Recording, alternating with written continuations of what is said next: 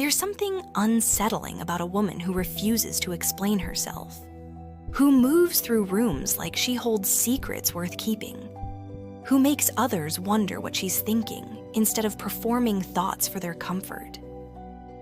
Most of us have learned to make ourselves smaller, clearer, easier to read. We've been taught that mystery is manipulation, that withholding is selfish. But what if the opposite were true? What if the most revolutionary act isn't revealing everything, but choosing what deserves to be seen? Tonight we're talking about a woman who understood something most never learn. That power isn't about being understood. It's about being unforgettable. Her name was Margaretha Gertruida Zell, but the world knew her as Mata Hari. And before we dive into her story, before we talk about seduction and mystery and the price of being magnetic, there's something else we need to understand. The modern world tells women to be open books, to share their healing journey, to be vulnerable, to perform their growth for others to witness and validate. Social media has turned emotional transparency into currency. But somewhere in all this sharing, something essential gets lost. The ability to simply exist without explanation. Watch how most women move through the world now. Always justifying. Always explaining their choices, their boundaries, their moods. Sorry, I'm quiet today. I'm just tired. Sorry, I can't make it. I have this thing. The constant apologizing for taking up space, for having needs, for not being immediately available to others. But Mata Hari understood something different. She understood that fascination lives in the spaces between words. That true magnetism isn't about revealing everything. It's about revealing just enough to make someone lean in. But here's what most people don't know about her story. What history books don't capture. There's a psychological principle at work here that goes deeper than seduction, deeper than performance. Something that every woman who's ever felt invisible, who's ever dimmed herself to make others comfortable, needs to understand. Stay with me. We're going somewhere most never think to look. Mata Hari became Mata Hari because she understood projection. She became the canvas for other people's fantasies, their desires, their fears. But here's the thing about being someone's fantasy. It's never really about who she was. It was about who they needed her to be. She would enter a room and immediately people would begin writing stories about her.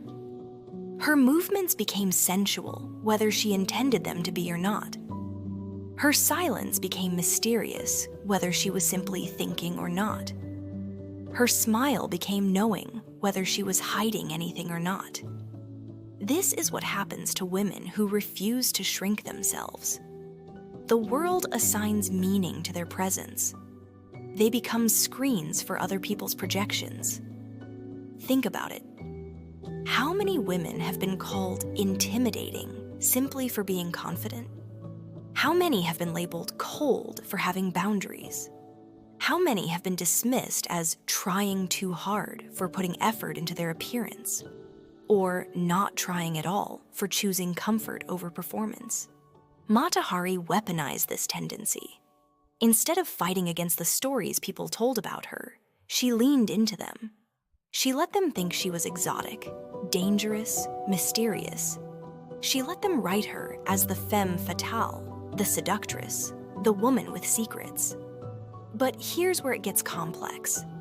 Because while she gained power through mystery, she also lost herself in it. When everyone sees a character instead of a person, when does the character become the prison? She danced and they saw ancient ritual. She loved and they saw strategy. She lived and they saw performance. At what point does being unknowable become being unknown, even to ourselves? This is the trap of the feminine mystique. The world tells women to be mysterious, alluring, fascinating, but only in ways that serve others. Be magnetic but not threatening. Be captivating but not complex. Be mysterious but still accessible when needed. Mata Hari walked this razor's edge. She understood that in a world where women were expected to be either saints or sinners, she could choose to be both. To be neither. To be something else entirely that people couldn't quite categorize. She used her body as language, her presence as currency. She understood that seduction isn't about sex. It's about attention. It's about making someone feel like they're the only person in the room while maintaining the sense that they could never fully have or understand her. The psychology of seduction is really the psychology of desire. And desire lives in the gap between having and wanting, between knowing and wondering. She mastered that gap.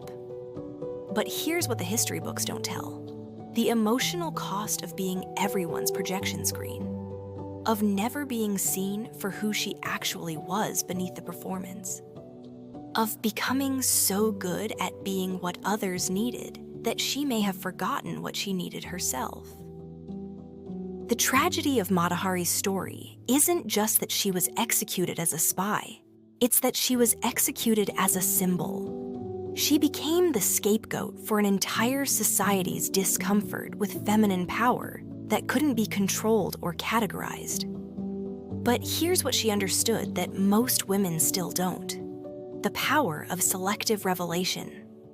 The strength in not explaining every choice, every mood, every boundary.